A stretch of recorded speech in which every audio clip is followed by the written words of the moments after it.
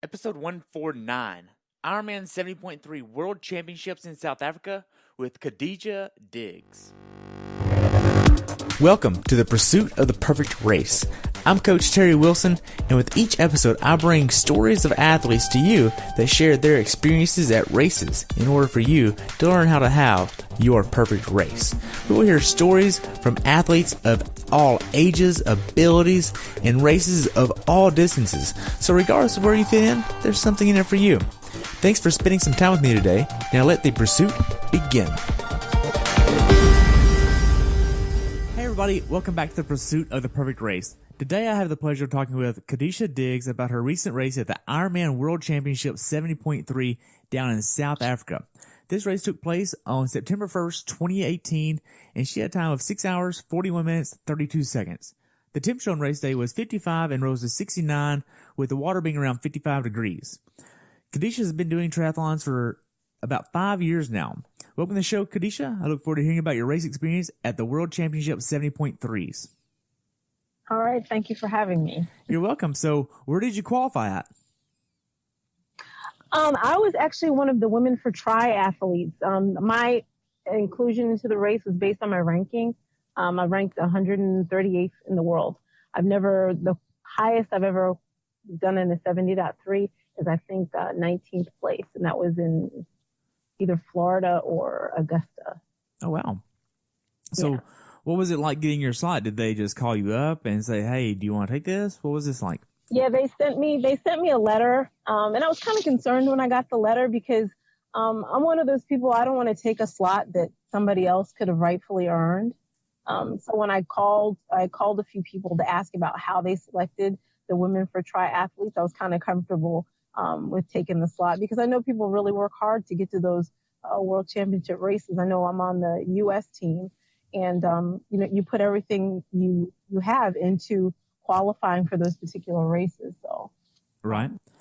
Now, whenever you think about going to South Africa, when did you want to kind of start prepping to go to South Africa? Because this is not like this is in your home country, the U.S., or even in your backyard. This is all the way on the other side of the world, pretty much. Yeah. So, I kind of researched what the temperatures would be like. I downloaded the course onto my Kicker, and my basement is very separate from the rest of my house. So I kind of tried to simulate what I would be feeling in South Africa. The temperatures may be a little bit colder on the bike. When I realized that I had qualified immediately, I guess about a week or two later, then I started the actual visualization and prepping and how I was going to handle things at that point. So that was about 7 or 8 weeks in advance. Wow. Now, How was your training like? Did you have a certain plan that you wanted to use? I didn't change my training at all. I do the same. I approach each race very similarly, making sure I have a feel for the bike course and making sure that I'm a big Google Maps fan. So I try to get little key pointers on the run course. I try not to tick off miles. I'm the kind of person that runs from destination to destination, just holding that effort. So those are the kind of things that I did. And I love ocean swimming. So I wasn't that concerned. I should have been, but I wasn't that concerned about the swim because I learned how to swim in the ocean. So I was very comfortable with the fact that it was an ocean swim. I was more concerned about that straight uphill for 7.5 miles. Right. Yeah. Now, a lot of people that don't know you or know your situation with triathlon regarding the kit that you need to use, go ahead and walk me through this process for you. So I am Muslim, a practicing Muslim. I live my life. When I leave my house, I am covered from head to toe. And one of the issues that I have had for quite some time is making sure that I have on a kit that is considered by a race director race legal. The first time I ever had a kit that was USAT approved was when I qualified for Team USA. So at that point, that was the only kit that I had that I could wear when it was not a wetsuit swim. I'm currently working with Peaks Apparel They've designed a kit that meets all the requirements for USAT, and we're trying to get it established within the rules. And then just like we have with swim skins, just have a list of kits that women who choose to cover, whether it be because they're Muslim or they have skin cancer or a fear of skin cancer, and say, I can pick this type of kit and not have to go to a race and worry about not being disqualified or simply not being able to race. Okay. Now, with Peaks Apparel doing all this, how was the process of designing your kit and getting it approved and all of this? Was this pretty easy? Well, the first kit that was done with Roka, it was like a 4.5 month process between getting the design and making sure that there was no compression below the elbow and below the knee. With Peaks Apparel, they pretty much knew what to do, and it was a matter of making the kit look good, which I really appreciated. Okay. Now, as far as your training going into this race, what was your longest swim, bike, and run? My longest swim was 3,000 yards. My longest bike was 75, and my longest run was 15. Wow. I generally, going 3 weeks out, I do a solitary long ride, a solitary long run, and then I do a progression up through the race where I do a 50-15, then I do a 40-10, and then I do a 30, either 8 or 6, depending on how my legs are feeling, and then the following week is the race. Okay. Were you doing a lot of bricks in training? I always do a brick, always, even if it's just a mile. That's just something. Even when I do what I call my standalone 75-mile ride, I get off and I run 1 or 2 miles. Wow. So I don't want to know what it's like to run not tired. Right. Now, even in training, you're still having to cover head to toe because of your religion. So you have to use a lot of this gear and make sure that it works for you and all of this. Did you have any issues with this? Because you're the first Muslim I've interviewed, to be honest, and I don't know what this is like having to cover from head to toe like this. Yeah, it's been a trial and error. I mean, the first triathlon I ever did, I think I wore an open water swimsuit and a dry fit shirt, and I just had a hijab that I slid on after I got out of the swim. And it progressed from now. I wear ASIA hijabs. It's a Muslim-owned company. And I wear the Peaks Apparel tri-kit, but it's progressed through many, many stages of what I've worn. I've had kits where the long sleeve kits that everybody else wears, and I've sewn leg coolers on the bottom and had arm coolers sewn on them to cover from, my upper arm down to my wrists. So it's really progressed from just throwing whatever I had together to now it's a legit kit. Wow. Yeah. So do you have any problems with excess chafing or getting uncomfortable being that it's long sleeve and long legs throughout the bike and the run? Not at all. As a matter of fact, this last kit, now I did have some trouble with chafing on the Roka kit. And it was more so underneath my arms, the way they had the arms connected to the base of the kit. But this new kit, it's literally like a second skin. Wow, that's awesome. It's amazing. I think people who aren't Muslim would love to wear it, and it's very cooling. You dump some water on yourself, and the suit is really cooling. And the ASIA hijabs are, everybody has been talking about, the Nike hijabs and Capsters and a few other hijab companies. I've tried them all, and I was actually on a panel, a Runner's World panel, where we trained in all these different hijabs, and then we got together and talked about them, and hands down, ASIA was the best. Wow, that's awesome. Yeah. I'm glad that you found something that's actually comfortable for you and that accommodates your religion. Yeah, it's a great feeling, and it's hopefully there's some young girl out there who maybe thought she wasn't able to compete in whatever sport, and says, oh wow, she can do it, I can do it and do it better. So that'll be awesome to see that. Right. Yeah. Now, as far as your nutrition that you're using on these 70-mile bike rides and these 15-mile runs, what kind of nutrition are you using? Okay, I am a F2C evangelist. I loved F2C before I became a champion for F2C. Really? Yeah, oh yeah. I was using them for almost a year before I became one of their athletes. I had issues. I used another great nutrition. I don't want to say their name to down them, but it spiked my blood sugar. And diabetes runs in my family. I was a borderline diabetic, and it was spiking my A1C. And I was talking to Greg, who's one of the owners of F2C at the ITU World Championships in Canada. And he was saying all of the same things that my doctor was saying. So I was like, okay, well, let me try these products for a while and see how it goes. Within 3 months, my A1C was normal. I felt more energetic coming off the bike. And my body fat actually went down, I think, like 2 points, and I wasn't even trying. Wow. And that's just because it's lower sugar content. Yeah, and I guess the way the carbohydrates are released, it's a maltodextrin, so it's released a little bit slower versus spiking your blood sugar up, and then you have to pull it down, and then it's spiking it up. It just works great for me. I've had a really good experience with it. I use the farmer greens every morning, and then the vegan pure as kind of my pre-breakfast, because sometimes because of my schedule I don't get to get a decent meal till around 11 or 12 o'clock. Wow. So you're vegan too? No, I just prefer that one over the whey. I like the flavor better. Okay.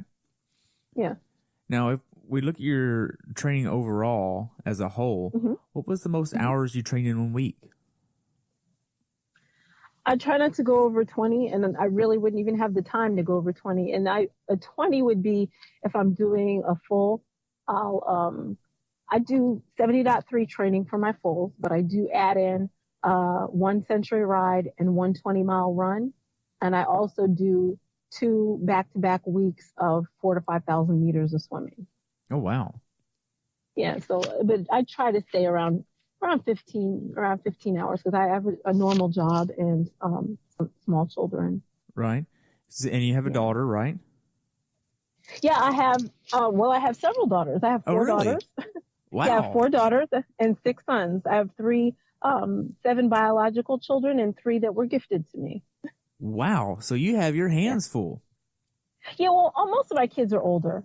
I have 4 at home right now, but all my other kids are either in college or they're grown and on their own. Wow. So being that you're training up to 20 hours a week, some weeks, you have a full-time job and you have children that depend on you to be mom. How do you balance this life, work, training dynamic? Well, I have a kicker at home, like a lot of people. I have a treadmill at home. My 2 youngest love to swim, so they have their swim lessons, or there's a pool near my home that's almost like a playground kind of pool. They'll play there, and I'll swim a few laps, come check on them, swim a few laps. It's a balancing act, and if I miss a workout or 2, I don't beat myself up. They're the most important things in my life. So right. Now, were there any days where you just mentally didn't want to train? Oh yeah, everybody has those days. They're just mentally, you're just mentally tired. I know this year, it's been a fantastic year. I don't think many people could have asked for all the blessings that I've received this year. I've been to Dubai, Havana, raced in Florida, then went to Denmark, been to South Africa. But it's tiring. And there have been days, when you get off that plane and, the next day you have a recovery swim and you're like, you know what, I'm going to recover watching Netflix. Wow. Yeah.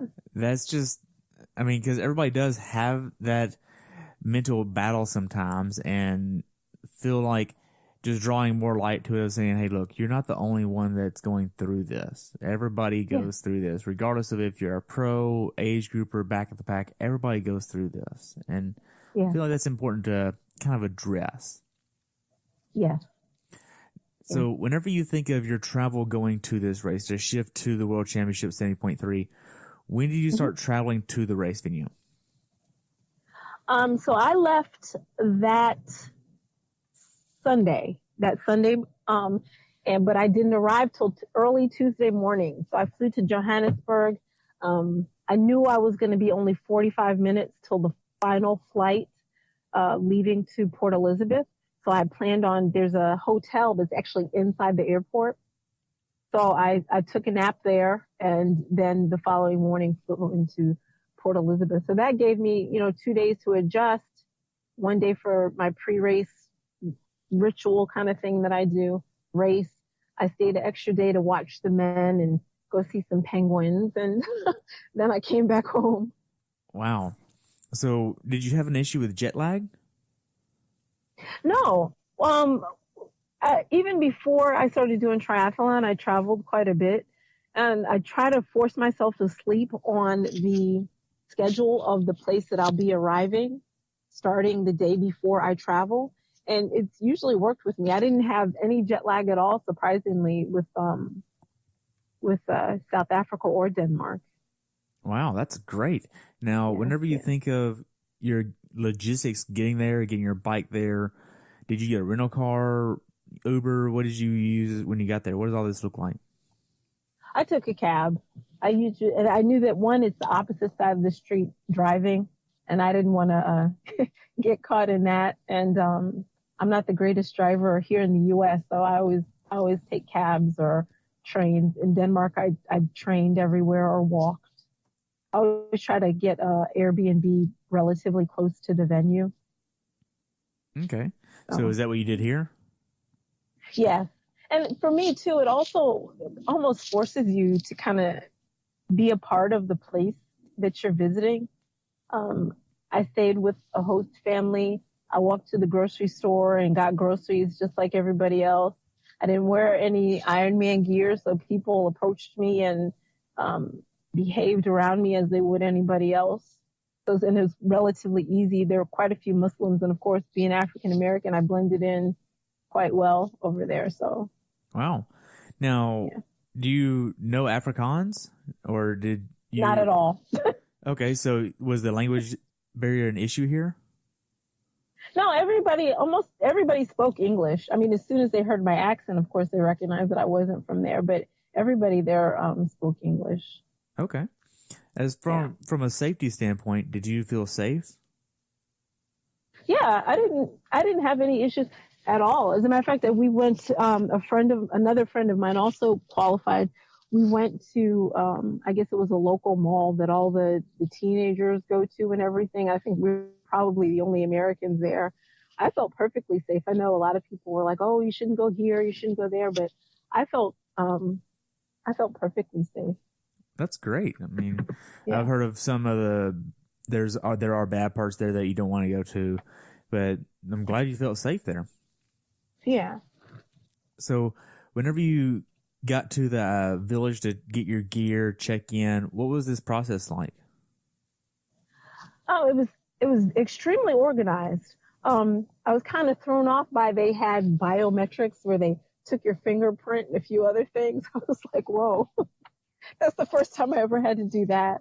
But I think that's when the real excitement hit. I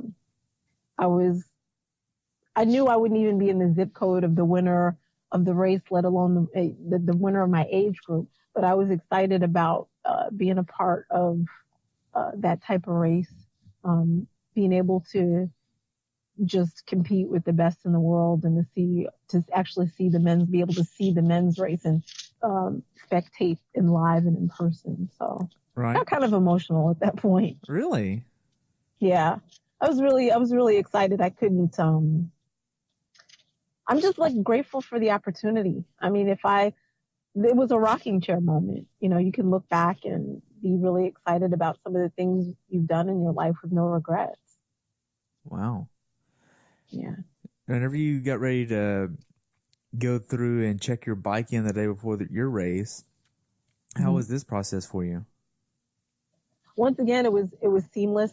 They had really nice racks. You just slide your wheel in. I did my normal check to make sure I took the batteries off my shifters. I always put I have extra nutrition in case for some reason my base nutrition falls off, that I put in the front, my little, I guess they call them bento boxes in the front. And that was it. I take my shoes with me because I get on the bike with my shoes already attached. So I didn't have to leave any of that kind of stuff. So it's pretty seamless. Yeah. Okay. Now, the day before the race, are you trying to watch your nutrition and get a certain nutrition plan in or anything like that? Yeah, I try to make sure I eat as much as possible. I know sometimes you get really nervous and you can't get enough calories down. So I try to make sure I have a really big lunch, a healthy dinner, and just stay as hydrated as possible. If I know it's going to be hot, I'll add a scoop of electrodurance to my water just to get some extra electrolytes in advance. I knew this wasn't going to be too hot, so I didn't worry about that. I just kept drinking and making sure I was eating some healthy food. Okay. Now, are you wanting to get in bed at a certain time? Yes. I try to get to bed, make sure I get 10 hours of sleep before. Really? 10 hours? Yeah. Yeah. Not necessarily sleep, but I'm in the bed 10 hours in advance. I want to be off of my feet. You're not going to sleep. I know that, but I want to be off of my feet. So if I have to be to if I want to be to bike to the transition area at 5, I'm trying to be off of my feet by 7. Wow. Now, how far away was where you stayed at in relation to T1? 4.6 kilometers. Okay, so about 2.5 miles then. Yeah. And I had a cab came and picked me up. Okay, on race morning. Yeah. Yes. So were you able to call and schedule that? Yeah, we called in advance and got that scheduled, and then he got us as close as he possibly could. Of course, they had a lot blocked off, so we had to walk really only about 400 meters, which isn't bad at all. Other than race day, I would just jog it or walk it or ride my bike, depending on what I had to do. Right. Now, whenever you got ready to drop your bike off, did you take a cab for this too? Can you repeat that? Whenever you got ready to drop your bike off the day before, did you take a cab to drop your bike off? Oh, no. I rode my bike to the bike transition area. Okay. Mm-hmm. Now, whenever you wake up on race morning, you got 10 hours of sleep. Are you wanting to get a certain nutrition plan in before the race?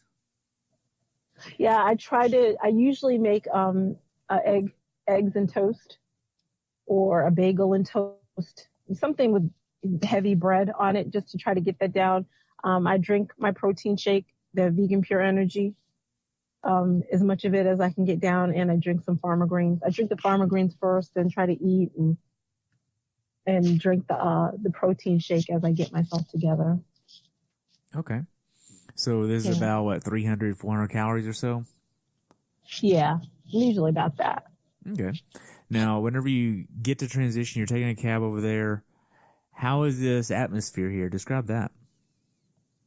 I'm usually pretty quiet, trying to visualize what I need to do. I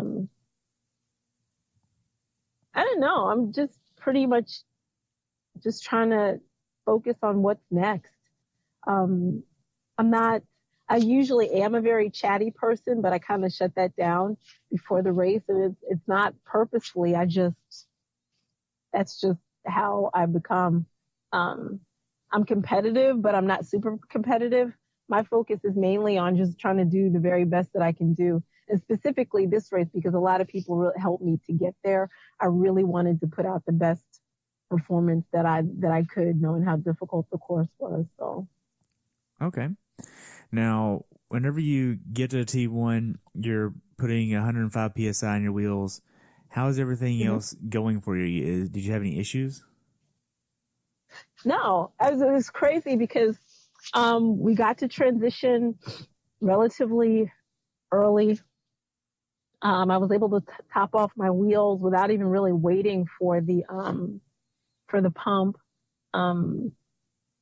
My oil, for some reason, wasn't in my bag. Come to find out, I had left it on the kitchen sink. Don't ask me why. So I asked one of the techs if I could use a little bit of oil, and put my cleats on my bike and checked my my transition bag that we had hanging up on the hook just to make sure I hadn't forgotten anything. And I was ready to go. I did a little jog since they weren't allowing us to do a practice swim. I jogged maybe half a mile, some stretching, some pulls on a band to get my arms pumped up. And then I just tried to stay warm and wait for the swim start. I was in the very last wave. Yeah, so that was kind of hard to time that. Really? Yeah, last wave. Why were you in the last wave?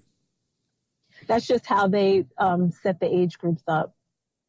Okay. Yeah, my age group was last wave. So that's why it was so disconcerting to have a horrible swim, because literally I was one of the last people out of the water. Wow. Now, with lining up in the age groups here to send off, everybody's starting to go. How's your excitement and energy levels here? Oh, I always feel sick. Really? I always feel sick. And I start questioning, like, why are you doing this again? But as soon as the horn goes off, kind of just laser beamed on what I need to do. Wow. I'm thinking about when I'm in the water, I can literally see my swim teacher, active kick, stretch. That's what I'm thinking as I'm swimming. Yeah. Wow. Now, you get in the swim. How does the swimming course go for you?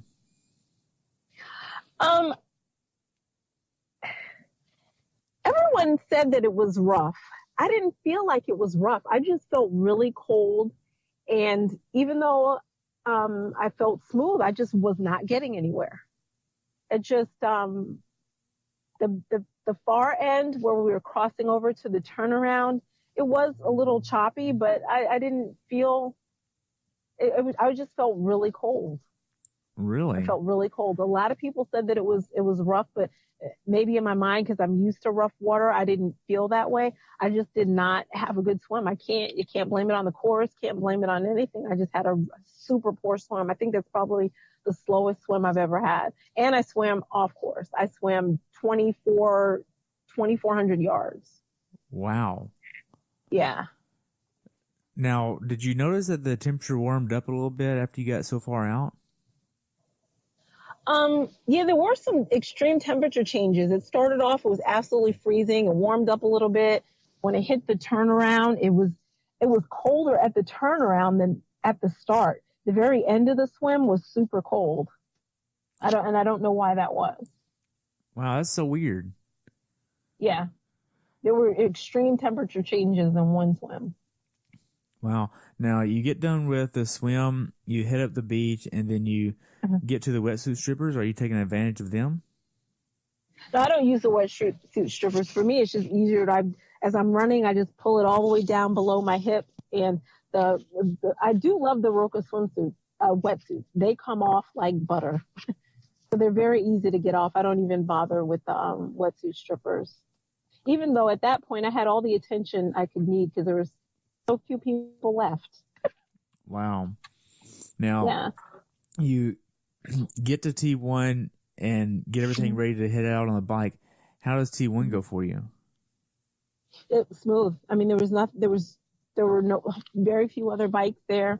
Hopped on my bike like normal, slid my feet in, and I was off. My main concern at that point was I looked at my watch. I wasn't sure where the first bike cutoff was, but I knew the first part of the bike was not easy. So I knew I was going to have to hustle up to make sure that I met the cutoff. So I just got on that hill, and I don't use a power meter for racing. I use it for training just to monitor myself. But I just made sure I kept some tension on that chain and kept pushing up that hill. And about 3 miles into it, I started seeing, the stragglers from my wave. And it took me about a good, I'd say almost 10 miles before I caught up to the back of the pack. And I was able to kind of push my way through in the hills. I'm really good on hills. So during the hills, I passed quite a few people. Wow. Now, with the bike ride, did you have a strategy of how you wanted to attack the bike ride? Yeah. Like I said, just a steady grind up that first hill. And then through the hills, be patient. A lot of people mess up on hills because they're not patient. The main thing is to not, for me, not to spike high over what I feel my perceived FTP is, and to be patient. If it's slowing you down, it's slowing everybody down. You just got to keep pushing and be patient. And I knew once I came off those middle section hills, it was relatively flat and just slight rollers. So at that point, I was able to maintain over 20 miles an hour, but the hills just took so much out of your speed.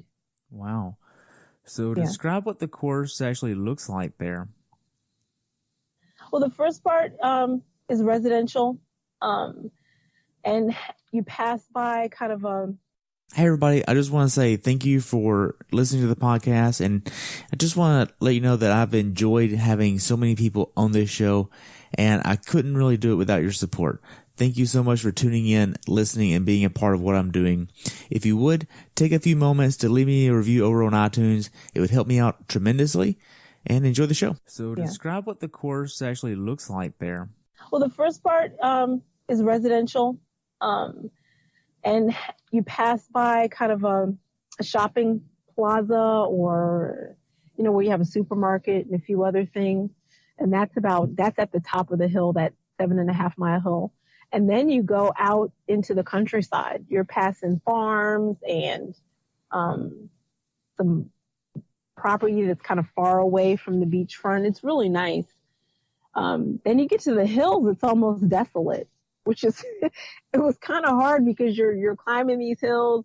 They're really steep and there's nothing to look at.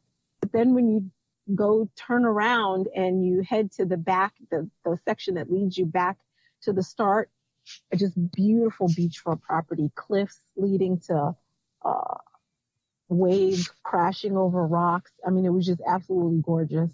Wow, it sounds breathtaking. Yeah, it is. And I haven't had a chance to pull down all my finishers picks, but I took a look at some of them and I was like, wow, that looks really good.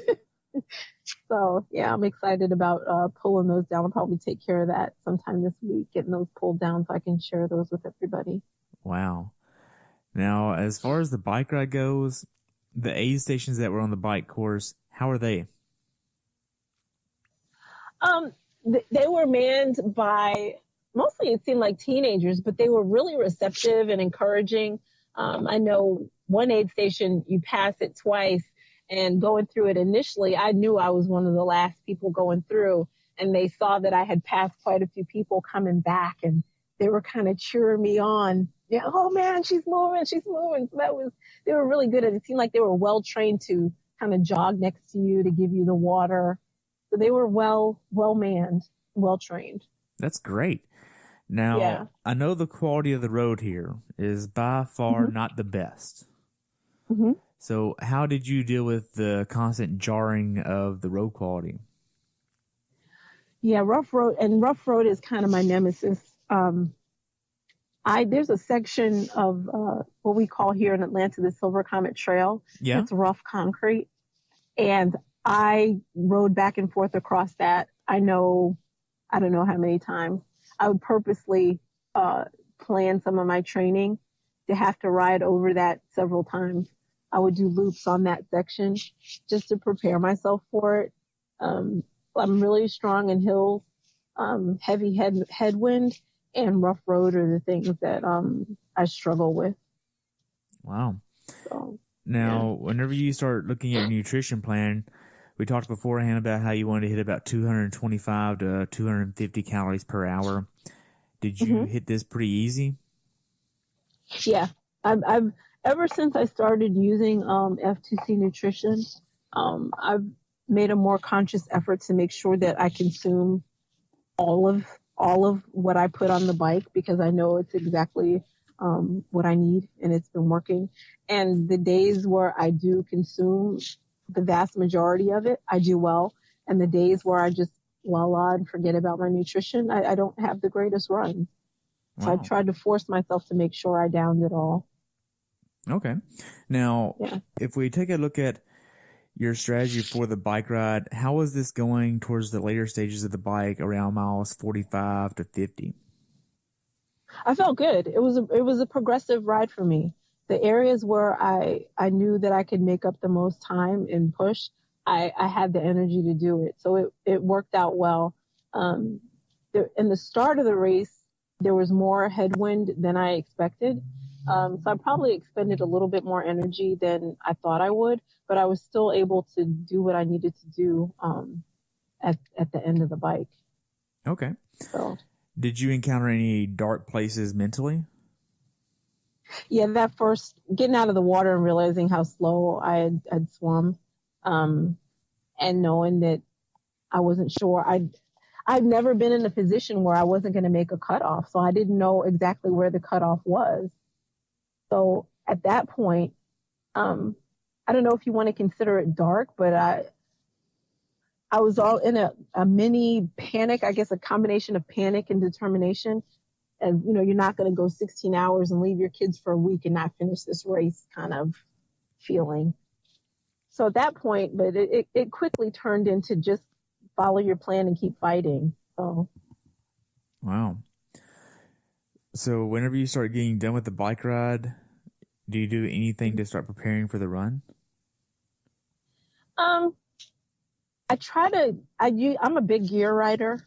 So I tried to come down a gear or two and up my cadence a little bit. I make sure that, I've consumed all of the liquid nutrition that I can. If I have any water on the back cage, I usually don't have anything in my back cage unless it's a full. If I have any water on my back cage, I might spray my face and get a quick sip of water. And I'm trying to remember what I did. Yeah, I drank a little bit more F2C because I knew I had a little bit in there left. And my water had popped off because of the road, so I didn't have any water. And I was able to gear down a little bit. So. Wow. Yeah. Did you see a lot of flats on the bike course? Only one. No, that's wrong. I saw 3. 3. Yeah. 3. Wow. Yeah. Now, whenever you start getting into T2, all the people are on the side of the road cheering people on. How was the energy level and how was this going for you? Oh, it was crazy. I mean, every inch of that course, there was somebody, except for there's a steep hill at the far side. There was nobody there. But everywhere else, it was a crazy amount of people everywhere. And there were some people, my bib said Kelly. And it was funny. I knew the people who knew me because they were calling me by Khadijah. I knew the people who, really knew me, but there were people, it was crazy. I don't think maybe Augusta, in Georgia, I've seen that many people out, but I've never seen the streets lined like that for a race. It was crazy. Wow. So whenever you get to T2, you can actually pass your bike off to somebody just like in a full here. And then you get in, get your run shoes on, get your bib on, all this fun stuff. How is this kit feeling for you? Are you having any issues with it? No, it feels fine. I don't think there was any difference from anybody else. I do slide on a run skirt. I think I would slide on a run skirt even if I wasn't Muslim. I just prefer to run with the skirt on, and I'm off. Wow. So how does the first mile or two go for you on the run? I felt good. I felt really good. I got to the hill, felt strong up the hill. I was able to hold a really steady pace. I'm not a super fast runner, so a course with those type of hills on it, 2:15 for me is pretty good. So I was pleased with my run, especially coming off the bike because I really put all that I had into the bike. And when I got to transition, I was wondering to myself, I was like, man, you really biked hard to try to catch up. Can you even run? And I just take one step at a time. And like I said, I'm a destination runner. So I'm like, get to the top of the hill. And once I came off the hill, now get to the turnaround. And I think to myself, okay, once I got to that turnaround, hey, you're on lap 2. You're almost done. Just get up that hill one more time. So those are the kind of things I'm thinking to myself. Wow. Now, did you see anything funny on the run course? I'm trying to think. There were so many people like dressed in costumes and stuff like that. And nothing that was really memorable. I think the most memorable thing I saw ever was I think at Olympic distance nationals this year. There was a guy dressed in like a wig and a tutu, and that was pretty funny. But I didn't see anything that was super memorable. I know a lot of people. There was a mosque on the race course, and I know a lot of people from the mosque came out to cheer for me, and that was amazing. There was another hijabi from Egypt who was racing as well, and they really went all out to make sure they supported us, and I was so appreciative of that. So. Oh wow! So you're famous. Yeah. I don't know if I'm famous. They just knew that we were coming. Yeah. Wow. So describe this atmosphere of what it's like to run on this course at this type of stage in another country. I don't know. It's just it's kind of surreal. You know, the people that kids look up to, like a Daniela Rife and all of these other famous triathletes are there, and you're on the exact same course. It's just, one, is humbling because you're as an age grouper in my area, I usually do, pretty well at on the local level and regional level. But to race in such a big race and everybody is super intense about, doing well, it's, one, humbling, and two, it's just an amazing experience. Like I said, I feel grateful to have the opportunity to see another country, to race with other amazing athletes. Hopefully, like I said, some other little girl who, for whatever reason, because of her skin color, her religion, whatever, has been told that she can't, will see me and say that she can. That's part of the reason of why I love to race. I love racing. I love the sport. I love the people that I meet. And I love the opportunity just to share a bit of who I am and hopefully help somebody else the way I've been helped. So. Right. Now, from miles 8 to 12, how are these miles going for you? I felt pretty good. Going up the last turnaround is kind of what they call a false flat. So I was pushing really hard and I felt like I was slowing down a little bit, but I looked at my watch. I was actually maintaining my pace. My fastest mile was a 10:04. My slowest mile was a 10:34. So I was pretty consistent. Wow. Now, yeah, I was pretty consistent. Now, if we kind of take a look at the last mile of the run course, how was this going for you? I'm just excited. I know I'm about to finish. There's a young lady from South Africa who was racing, and we were kind of going back and forth. And we had met just prior to the start of the race. She asked me where I was from. I was like, from the U.S. And she was like, oh, wow, really? I was like, yeah. And we talked a little bit. And she was the first Black African from South Africa to do the World Championships. So she felt a lot of pressure. She was super excited. And I finished like right behind her. And it was just exciting to see that because I know how emotional she probably felt. And when we crossed the line, she actually gave me a hug. Wow. Yeah, it was great. It was really, I had an awesome experience. Now, as you come into the finish chute, how is this feeling of getting to the finish line at the World Championship? It was overwhelming. I just couldn't believe it. I wanted to pinch myself.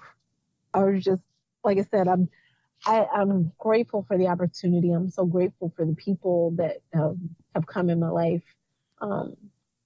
Just to help me for no reason. Some people just help me for absolutely no reason at all. I mean, I started trying to race competitively because of a gentleman who just said, you're a pretty good swimmer, and if you put a little more effort into your training, you might be able to do something with this. And Coach Alonga, to this day, I'm just thoroughly grateful to him. He had no reason to help me. Yeah, he never charged me for training or anything. Wow. Yeah, I'm just, like I said, I'm just totally grateful for the experiences that have been written for me. Wow. Now, As you cross the finish line, what was this like for you? I think looking back on it, it was funny. One of my friends, Dawn, she was watching the live streaming, and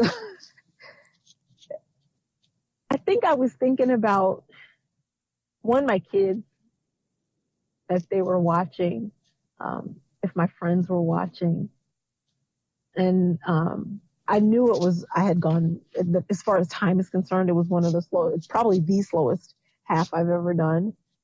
But I had no regrets. I was completely content with the effort that I had put in. Racing, I've never had to race from literally almost dead last like that. I had no regrets. I was really just excited, happy, overwhelmed. Wow. Yeah. How was your recovery process afterwards? I'm feeling good. The day I got back, I did want to go for a swim. So I went swimming. The day after that, I was back at work. I tried to get as much laundry done as possible. I caught up today. And I had I have a race in Augusta in 2 weeks. So I did my normal, I didn't do I did a 40-10 this past weekend. That's when I got stung by the bee. I feel good. I'm ready for the rest of the season. I think racing at the World Championships has given me a sense of just power, knowing that I can race from the front, I can race from the back, I can race on really tough courses and be proud of what I've done. So that's basically how I'm feeling right now. I'm ready to go attack Augusta and see what I can do. Wow. Well, yeah. Khadijah, I just want to thank you so much for coming on the show, sharing your experience about the 70.3 down in South Africa. So to conclude, I would just want to ask one more question, and that's, what's your definition of a perfect race? Oh, wow. I don't know. I guess a race where you know that you've put in all the effort that you had in your body, and you're able to execute your plan. I don't know that you can ever attain, especially in triathlon, because there's so many different factors. I don't know if there's ever a perfect race out there, and I think all of us are kind of in search of it, and that's why we keep racing. Wow. Well, Khadijah, if athletes want to follow you, how can people follow you? Okay, I am on Instagram as Khadijah Diggs Triathlete. I'm also on Facebook as Khadijah Diggs Triathlete. Wow.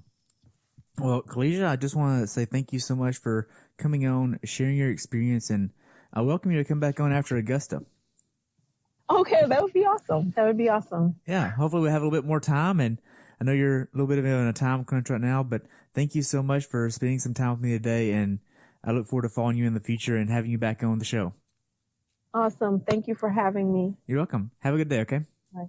You too. Bye-bye. Thanks for tuning in today. I hope you were able to learn something from today's episode. If you enjoyed the show, please take a minute to leave a review on iTunes or share it with a friend. Be sure to subscribe so you never miss an episode. If you'd like to see pictures from this athlete's race, learn more about who I am, what I'm doing, or be on the show yourself to share your story, check out my website at CoachTerryWilson.com. Until next time, continue the pursuit.